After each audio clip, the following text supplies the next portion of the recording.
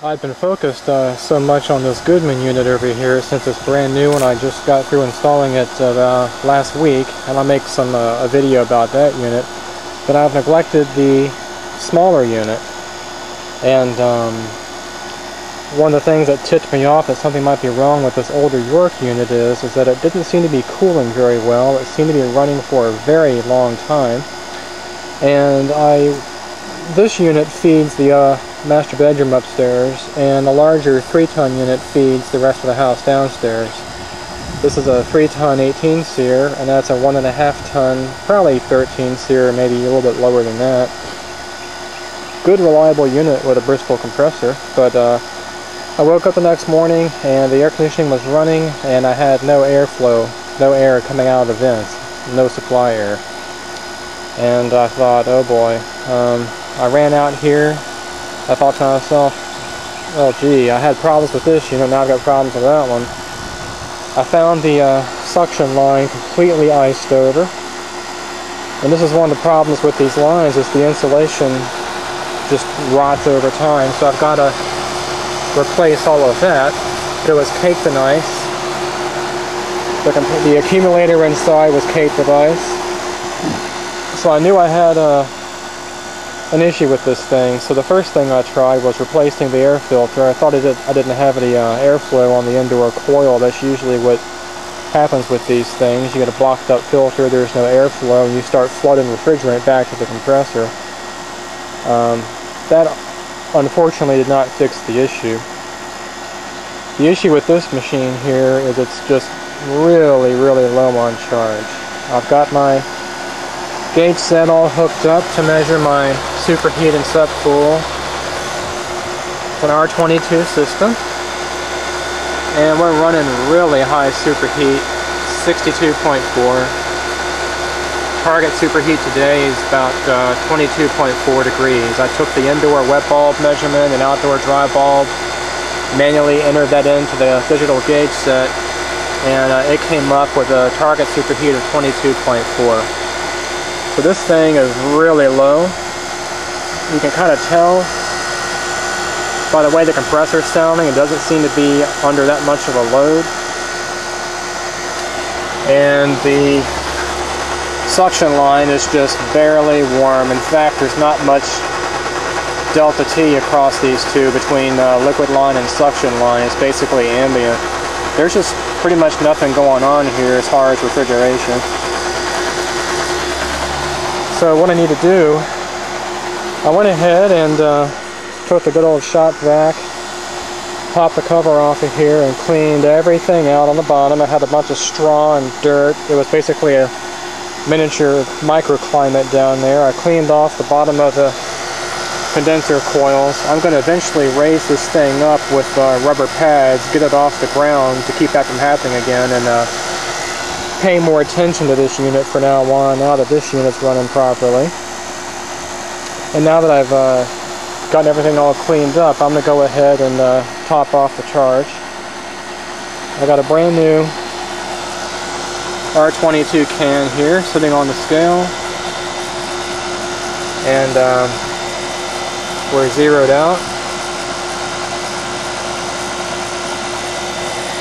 And I'm ready to go ahead and add charge. Because it's R22, I can go in as a gas. I don't have to turn it upside down. I'll just go ahead and open the low side all the way. This is a gauge manifold set, has controls, separate controls for the refrigerant flow and vacuum, so I don't have to use the low side gauge to meter the refrigerant in. Look how low that pressure is on the low side. Definitely a low charge state. I'm just going to slowly add charge. I'm going to tweak this valve a little bit until I get a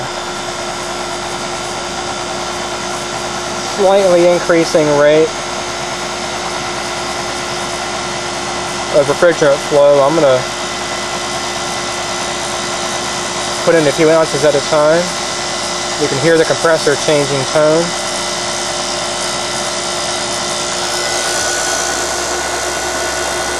You can't pay attention to these numbers until I shut the flow off.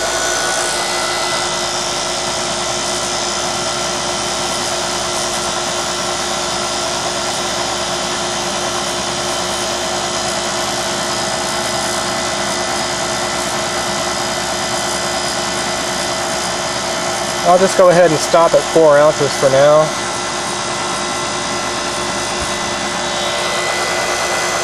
Compressor tone has changed slightly. Our low side pressure has gone up. Superheat's going down toward the right value. Popping up now a little bit. And I don't want to overcharge this unit. It's going to really be bad news, particularly in the wintertime, because these units don't really need a whole lot of refrigerant in the wintertime like they do in the summer. And I don't dare take a chance on slugging the compressor and destroying it. So I'm going to spend some time with this and just keep adding a few ounces at a time of refrigerant until I can get closer to that value. And after an unknown period of time, we'll see how close I get. Still adding some refrigerant. I'm up to 12 ounces now. This is going to be a slow process to avoid overcharge, because it's pretty easy to put charge in and not too easy to take charge out. And I wanted to point out the vapor saturation temperature, 20 degrees. That's why that evaporator was freezing. We want to get that obviously above freezing. You know, around 37, 40 degrees, something like that. So we're going to freeze up the coil if we don't continue charging and get this number back up and get the superheat closer to the target value here. Okay, we're getting closer little by little. We're now above freezing on our vapor saturation temperature. We're evaporating at 34.5 degrees. So the indoor coil should not be likely to freeze at this point. Superheat's down to 30, was I think around in the 60s. Getting closer to the target value of 22.4. Pressures are coming up. And this thing was way low on charge. I'm now running at about 2 pounds 7 ounces. It shouldn't need much more than that. I'm going to go ahead and continue on and see how close I can get. I think I'm going to recalculate my target superheat because I've lost a degree for the outdoor dry bulb, and I want to go ahead and take another indoor wet bulb measurement and recalculate that value just to make sure that I get the charge just right. Okay, we are basically pretty much dead on the money. I had to recalculate the target superheat value because this process takes a lot of time and the temperatures change as you're charging. So we're about 72 degrees outdoor dry bulb and 63.5 degrees indoor wet bulb, and the gauge thinks that's going to make a target superheat of 19.1, and I'm basically there within a few tenths of a degree. We're well above freezing on our vapor saturation, and we're condensing at 87.7 degrees with a 72 degree ambient, so we're transferring a good amount of heat there. Temperature difference between liquid suction line and liquid line is much wider than it was before, and our pressures look good on the low side and high side. This unit does not have a TXV. It's critically charged. That's why we have to charge using superheat versus subcooling. Subcooling value came right on up as it should as more refrigerant was added. So I think I'm going to call that good. We're real close to the way it should be. And the magic number, this thing was down. Battery saver keeps cutting it off. 3 pounds 6 ounces. So this machine was really low on refrigerant. Hopefully you can hear the way this thing sounds now. Sounds a lot different. Sounds like it's actually working. We're going to go ahead and do a few more things with the springtime maintenance here before it gets too hot. I'm going to measure the compressor run load amps on the common.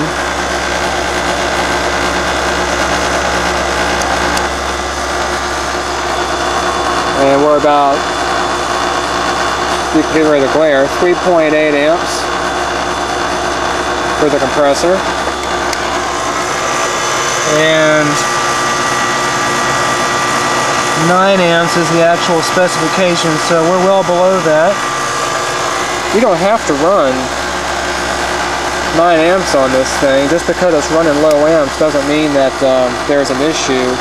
The compressor amp draw will actually change as a function of load, and 72 degrees outside is actually pretty cool. So on a 90-degree day, that number is going to go right on up, probably toward 8 or 9 amps. So 3.85 is good. And we'll check our condenser fan. That's 0.8 amps. And the data plate says 0.8 for the condenser fan motor, so we're good there. We know that the fan bearings are not going out. There's not a lot of excessive friction in there drawing higher amps, so that's good. One more thing I'll do is look at this contactor here and get a reading of the chassis. 78 degrees. And we'll look and see how hot this contactor is. 2 degrees. 79. Nothing out of the ordinary.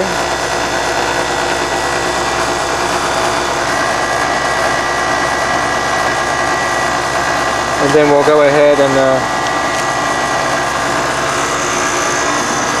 switch our meter to volts. And we'll measure the voltage difference across these two terminals.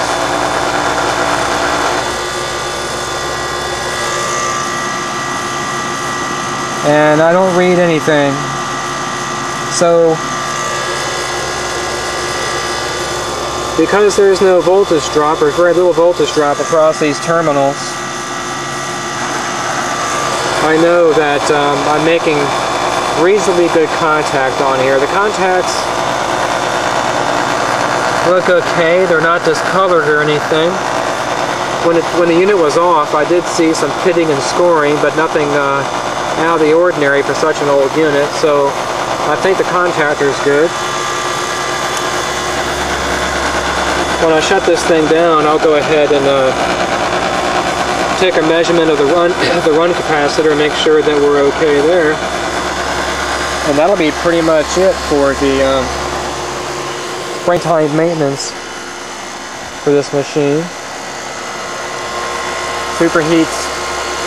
The superheat is going to fluctuate around a little bit. That's just what these things do as these things run and stabilize. Saturation temperature is 36 degrees. So that's not enough to freeze. We see some condensate on the suction line, which is normal, but it's not icing up like it was before. So we know we're in good shape. I'm going to go ahead and pull all this insulation off of here and put new Armaflex on here. Make a nice mitered cut like the installer did to get this all replaced so I don't lose any superheat. And I'll go ahead and see if I can raise this thing up and stand it off on the rubber isolators. Kind of like I did the new Goodman unit there. Just to help keep debris from getting in there and reduce some of the vibration. But I think this unit is good to go as far as charge goes. I don't want to add any more refrigerant to it. I'll come back out here on a warmer day, like in the 80s, maybe low 90s, and check charge again just to see what things look like, but I think we're going to be okay. System was extremely low. I don't know if this unit has a low pressure cutout. The other York unit I used to have before I got the Goodman did not have a low pressure cutout, and the compressor burned right on up. But I think I've saved this unit. I think I could get a lot more life out of this unit And the reason that you want to make sure that your charge is okay, or one of the many reasons, is these compressors are refrigerant cooled. So if you don't have enough refrigerant coming back to the compressor in a gaseous form cooling it down, you'll eventually overheat the compressor and have a burnout situation and have to spend a lot of money to get the unit replaced. This particular unit's got a 5/8 inch suction line and a 1/4 inch liquid line, and some of the newer Goodman units I've looked at that are in the 1.5 ton range go for 3/4 and 3/8. So if this thing were to go bad, I'm probably looking at a line set change out, which would be a lot more work versus just changing the outdoor unit. But just wanted to make a video of some of the other things I do besides electronics or cars or computers. HVAC has always been a fascinating subject for me, and I've recently had an occasion to get more involved with this unit, for more involved as far as the HVAC technology and the theory behind it. I've always dabbled around with it, mainly in the automotive realm, changing out compressors in cars, keeping the AC systems charged up in them. Sometimes you have to pull the evaporator out to get to the heater core when you're working on a car, so I'm no stranger to it. But there's a lot of things I've learned, even still, when dealing with a residential heat pump system or air conditioning system. It takes a lot of specialized equipment, and a lot more theory. With a vehicle, you don't really have to worry about superheat and subcooling. You basically charge by weight. But since these compressors run at a constant speed, you could get a lot more accurate on your charge.